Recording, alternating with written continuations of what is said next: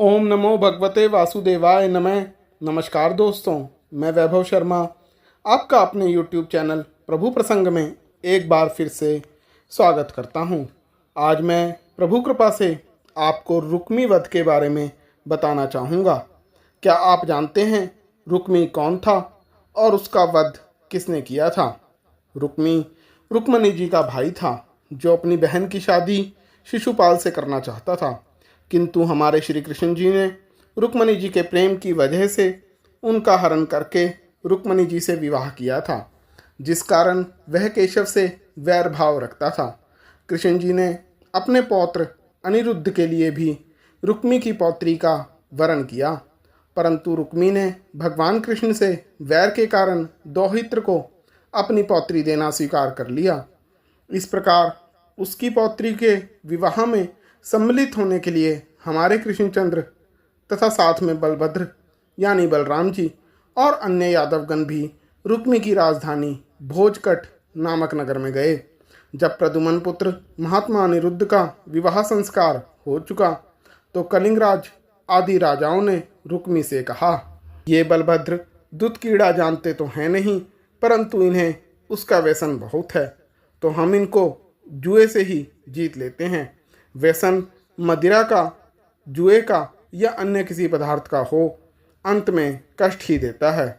इस प्रकार रुक्मी ने उन राजाओं के कहने पर बलराम जी के साथ द्युत कीड़ा आरंभ कर दी।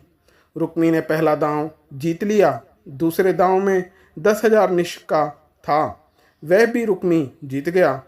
इस पर जीत कर रुक्मी और कलिंगराज बलराम जी पर हंसने लगे। इन्हीं के घमंड में बलराम जी दूसरों का अपमान करते थे। देखो, ये सब आज हम जीत गए। तब बलराम जी क्रोध में आकर 1 करोड़ निश का दाव खेलने लगे। रुक्मी ने भी उसे ग्रहण कर उसके निमित्त पासे फेंके। उसे बलराम जी ने ही जीता और वे जोर से बोल उठे, मैंने जीता, मैंने जीता। इस पर रुक्मी ने चिल्लाकर कहा, यह दाव भी मैंने ही जीता है। आपने इस दाव का जिक्र किया था, मैंने उसका अनुमोदन थोड़े ही किया था, इसलिए यह दाव भी मैं ही जीता हूँ। इस पर बलराम जी अत्यंत क्रोधित और दुखी हो गए। तभी आकाशवाणी हुई कि इस दाव को धर्मानुसार तो बलराम जी ही जीते हैं। रुक्मी झूठ बोलता है, क्योंकि अनुमोदन सूचक शब्द कहने पर भी पासे फेंकने वाली क्रिया करने पर यह अनुमोदित ही माना जाएगा। इस पर जैसे ही बलराम जी को ज्ञात हुआ कि रुक्मी बेईमानी कर रहा था, तो बलराम जी ने उठकर जुआ खेलने वाले पासों द्वारा ही रुक्मी को मार डाला। फिर कलिंगराज को बलपूर्वक बलराम जी ने पकड़ा और उसके दांत तोड़ दिए। फिर उनके पक्ष के जो लोग थे और बलराम जी के हारने पर जो हंस रहे थे, सबको मार डाला। इस पर भगवान के केशव रुक्मी को मरा देख बलराम जी के क्रोध और रुक्मणी जी के शोक को जानकर बिना कुछ कहे शांतिपूर्वक यादवों के साथ द्वारिका वापिस आ गए।